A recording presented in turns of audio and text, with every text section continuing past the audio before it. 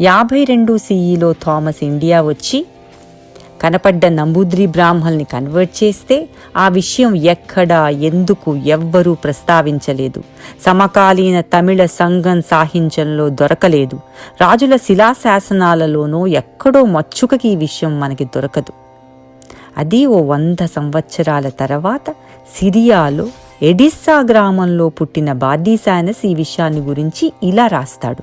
ఇండియాలో ఎడారి ప్రాంతం అంటే డెసర్ట్కి రాజైన మాజ్దాయ్ సెయింట్ థామస్ని సంహరించమని ఆజ్ఞ ఇస్తాడు. ఈ మాజ్దాయ్ రాజుగారి ఆజ్ఞ ప్రకారం అతని సైనికులు సెయింట్ థామస్ని ఒక కొండపైన శూలాలతో గుచ్చి చంపేస్తారు.